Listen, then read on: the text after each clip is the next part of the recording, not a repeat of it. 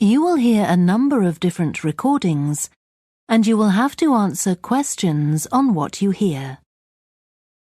There will be time for you to read the instructions and questions, and you will have a chance to check your work. All the recordings will be played once only. The test is in 4 sections. At the end of the test, you will be given 10 minutes to transfer your answers to an answer sheet. Now turn to Section 1. Section 1. You will hear a telephone conversation between an official at a village hall and a woman who wants to hire a public room. First, you have some time to look at questions 1 to 6.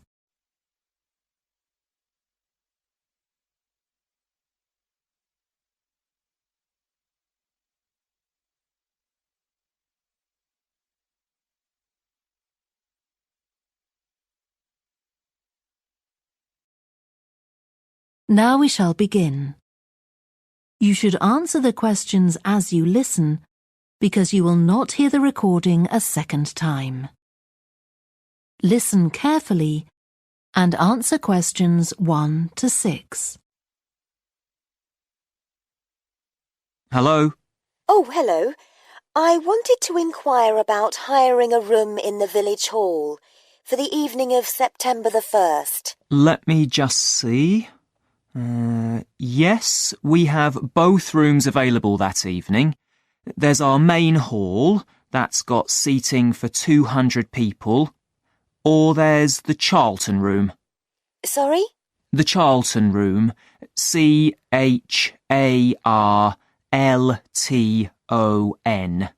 That's got seating for up to 100.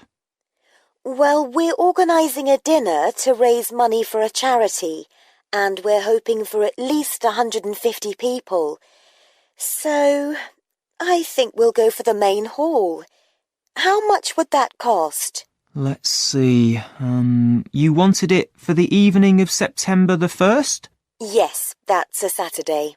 So, from 6 p.m. to midnight, that'd be £115. That's the weekend price. It's £75 on weekdays. That's all right. And I have to tell you, there's also a deposit of £250, which is returnable, of course, as long as there's no damage. But we do insist that this is paid in cash. We don't take cards for that. You can pay the actual rent of the room however you like, though. Cash, credit card, cheque. Oh, well, I suppose that's okay. So, does the charge include use of tables and chairs and so on? Oh, yes. And what about parking? Yeah, that's all included. The only thing that isn't included is, you said you were organising a dinner? Yeah. Well, you'll have to pay extra for the kitchen if you want to use that. It's £25. It's got very good facilities, good quality cookers and fridges and so on. OK. Well, I suppose that's all right. We can cover the cost in our entry charges. Right, so I'll make a note of that. Now, there are just 1 or 2 things you need to think about before the event. For example, you'll have to see about getting a licence if you're planning to have any music during the meal. Oh, really? It's quite straightforward. I'll give you the details later on. And about a week or 10 days before your event, you'll need to contact the caretaker, that's Mr. Evans, to make the arrangements for entry. He'll sort that out with you. And do I give him the payment as well? No, you do that directly with me. Before you hear the rest of the conversation, you have some time to look at questions 7 to 10.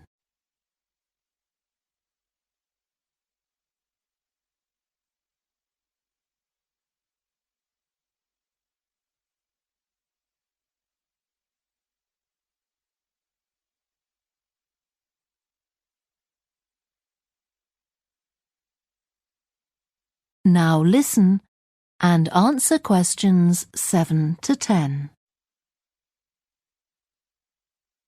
Right. Now, is there anything I need to know about what happens during the event? Well, as you'll be aware, of course, the building is no smoking throughout. Of course. Now, are you having a band? Yes. Well, they'll have a lot of equipment, so rather than using the front door, they should park their van round the back and use the stage door there. You can open that from inside, but don't forget to lock it at the end. OK. And talking of bands, I'm sure I don't need to tell you this, but you must make sure that no one fiddles about with the black box by the fire door. That's a system that cuts in when the volume reaches a certain level. It's a legal requirement. Sure. Anyway, we want people to be able to talk to one another, so we don't want anything too loud. Oh, that reminds me. We'll be having speeches. Are there any microphones available? Yep, just let the caretaker know. He'll get those for you. Right, now, when the event is over, we do ask that the premises are left in good condition. So there's a locked cupboard, and you'll be informed of the code you need to open that. It's got all the cleaning equipment, brushes and detergent and so on. Right. So what do we need to do after everyone's gone? Sweep the floors, I suppose? Well, actually, they have to be washed, not just swept. Then you'll be provided with black plastic bags, so all the rubbish must be collected up and left outside the door. Of course. We'll make sure everything's left tidy. Oh, and I forgot to ask. I presume we can have decorations in the room? Yes, but you must take them down afterwards. Sure. And the chairs and tables should be stacked up neatly at the back of the room. I'll make sure I've got a few people to help me. That is the end of section 1. You now have half a minute to check your answers.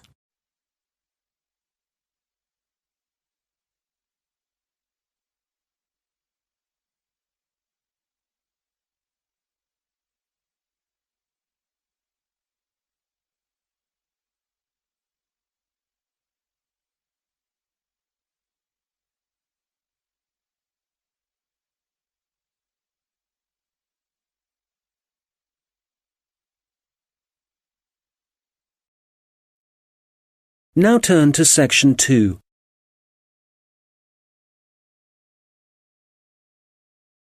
You will hear the head of a centre which offers evening classes for adults. She is explaining some recent changes which have been made to the centre. First, you have some time to look at questions 11 to 15.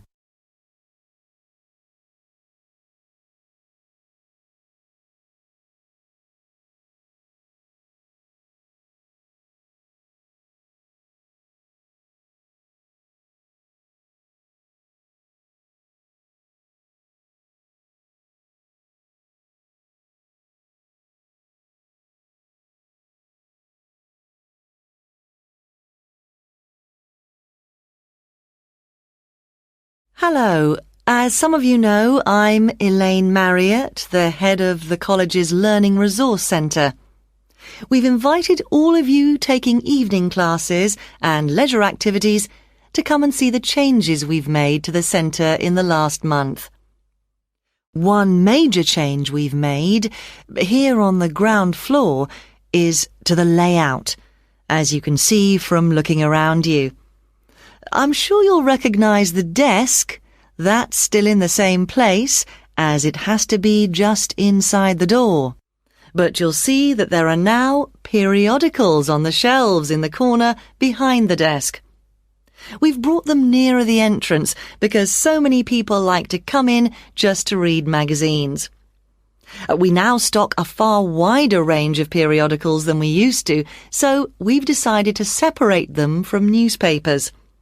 This means the newspapers are now just the other side of the stairs, near the study area. Now, another thing is that we've brought the computers downstairs. People used to complain about having to go upstairs to use them. So they're now at the far side of the building on the right, in the corner overlooking the car park. We've now got an extra photocopier. So as well as the one upstairs, there's one down here. You can see it right opposite the entrance, by the wall on the far side. The biggest change, though, and one I'm sure many of you will welcome, is that we now have a cafe at last. We've been asking for one for years. If you turn right, as soon as you get past the desk, you'll see the door ahead of you. It became possible to have a cafe because the building has been extended, and we've now got a new office and storeroom area.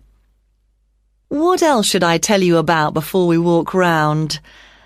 Oh yes, we've had so many requests for books on sport that we've bought a lot more, and they're all together immediately to the right of the entrance. Before you hear the rest of the conversation, you will have some time to look at the questions 16 to 20.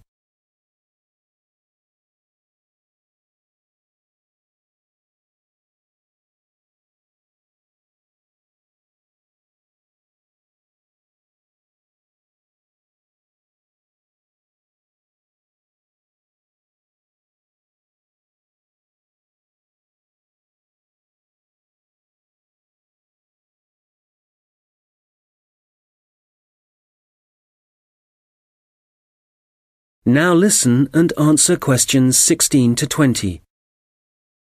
OK, that's enough on the new layout. We'll walk round in a moment, but before we do, something about the people who are here to help you. Of course, all the staff will do their best to answer your questions, but now we're each going to specialise in certain areas. So, if you ask a staff member about something and they don't think they can help you enough, they'll direct you to our specialist.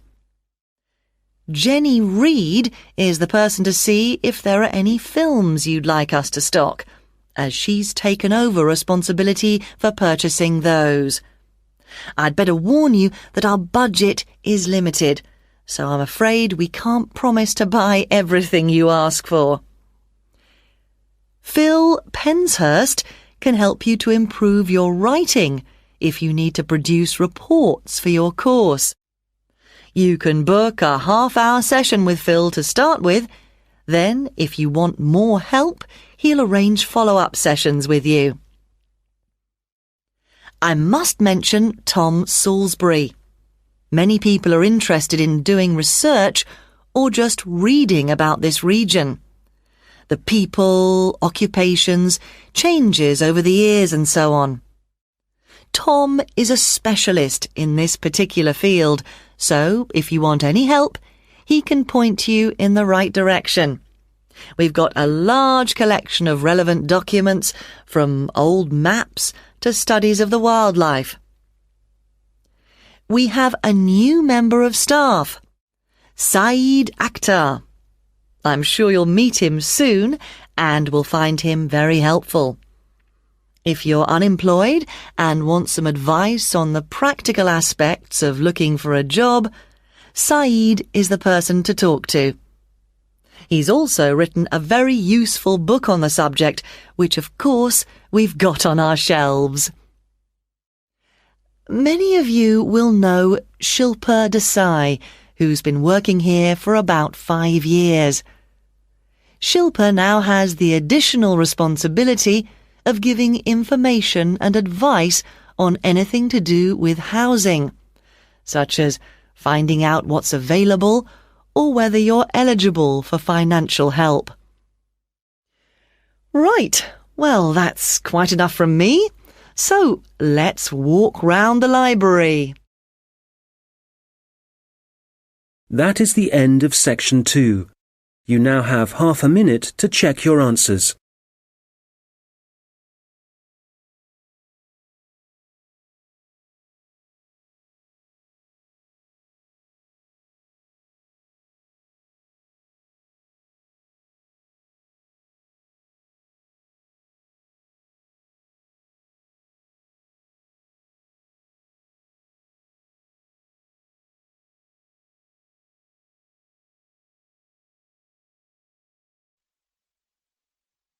Now turn to section 3.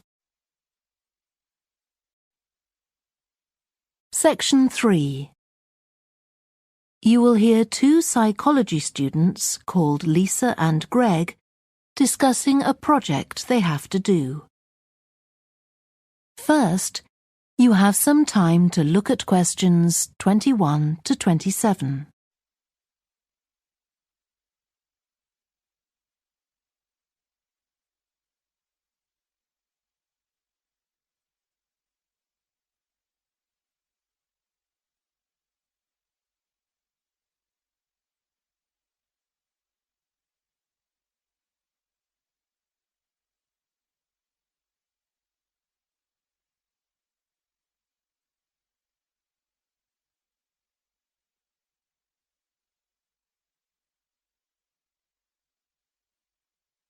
Now listen carefully and answer questions 21 to 27.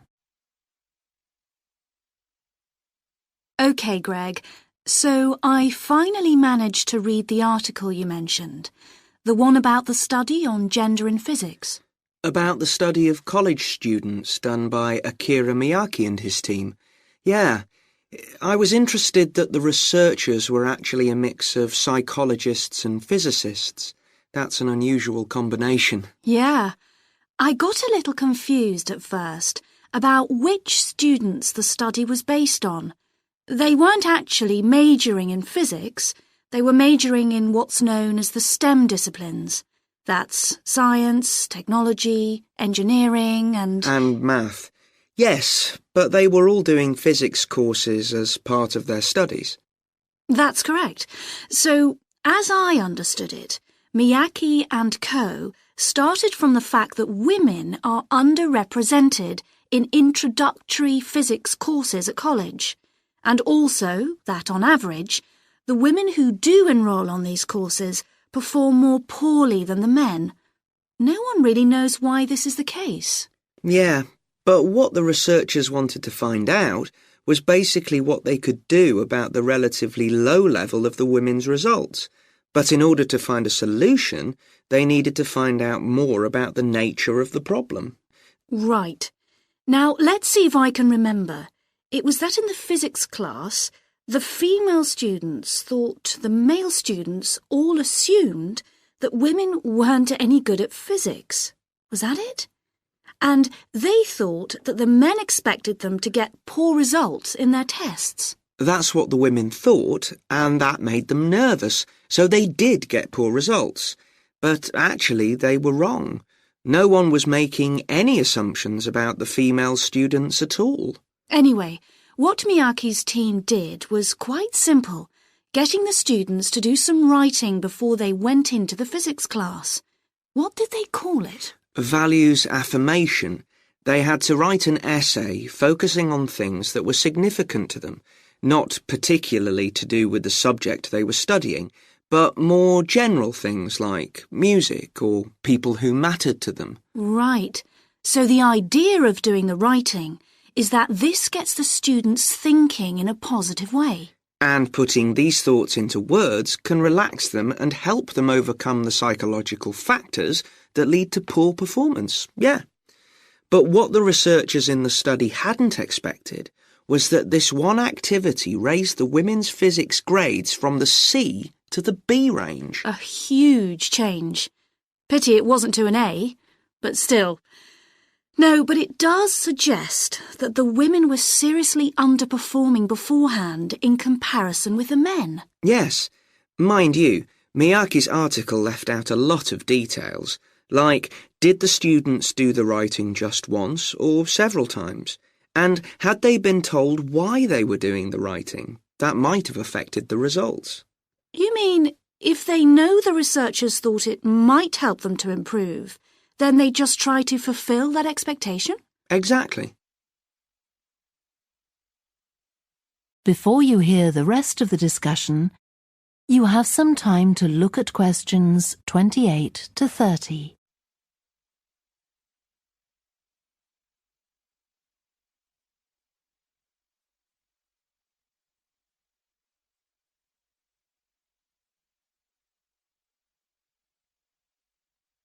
Now listen and answer questions 28 to 30.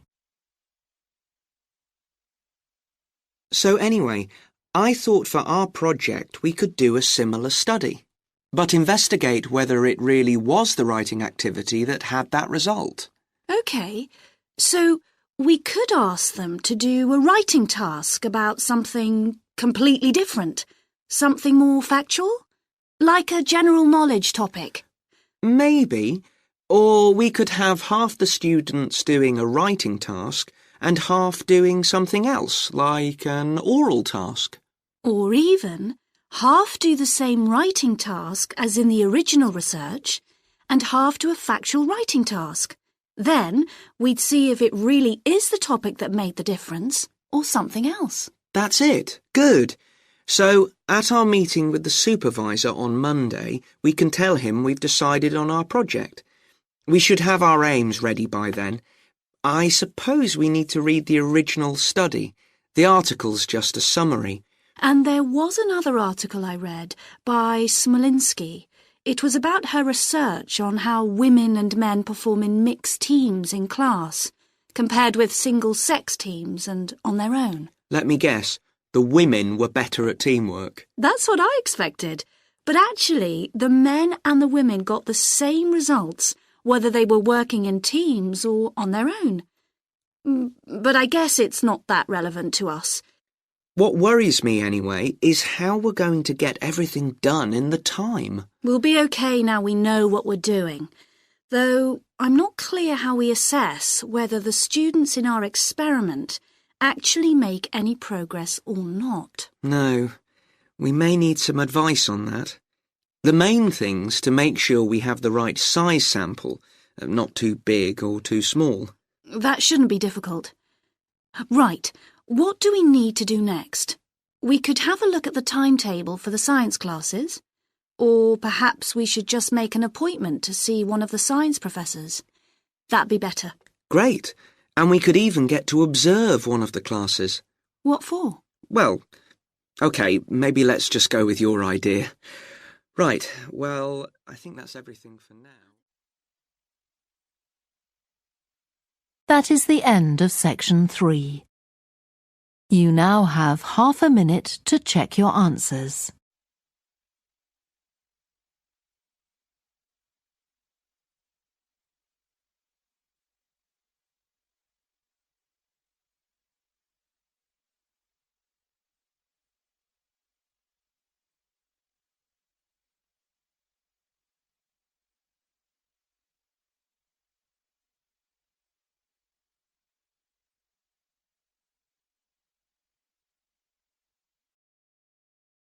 Now turn to section 4.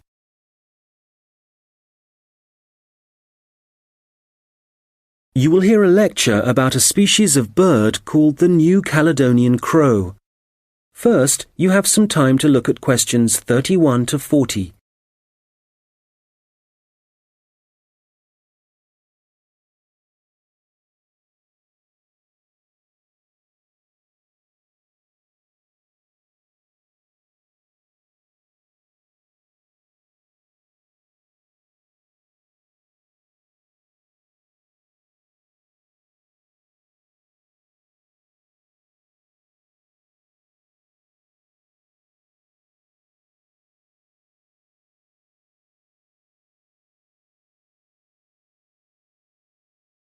Now listen carefully and answer questions 31 to 40.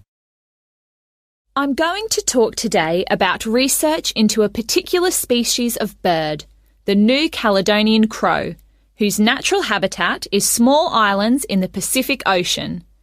And it seems that these crows are exceptionally resourceful.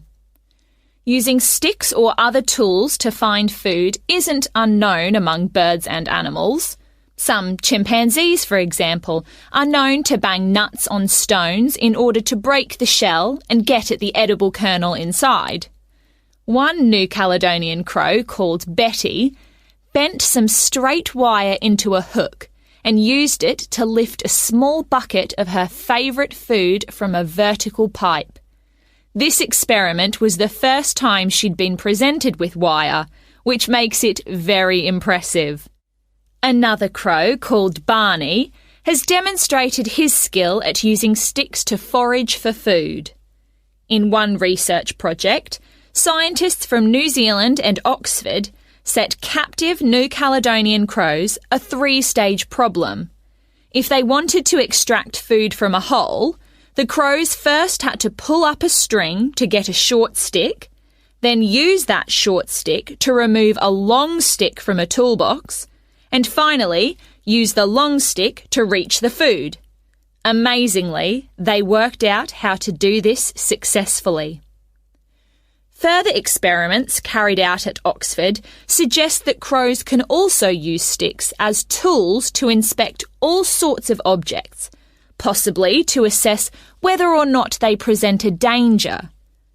The idea for the experiment came from observing the birds using tools to pick at random objects, such as a picture of a spider that was printed on some cloth.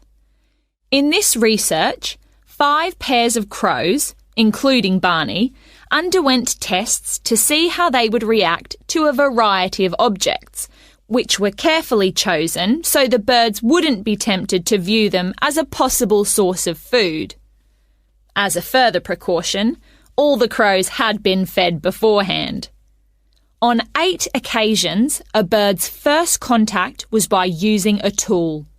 In all 3 trials, Barney began by using a stick for inspection. One involved a rubber snake. First, he approached it, but didn't touch it, then retreated to pick up a stick. He then prodded it with the stick. After some more investigation, he discarded the stick and carried on pecking at the snake more confidently, apparently convinced that it wouldn't move. In other experiments, 2 different birds, called Pierre and Corbeau, also made a first approach with tools on 3 separate occasions. Pierre used a short piece of wood chip to touch a light which was flashing, and Corbeau was seen prodding a metal toad with a stick. Significantly, the crows tended to use the sticks only to make their first contact with the object. Subsequently, they either ignored the object or dropped the tool and pecked at the object, which is very different from using the tool to get access to food.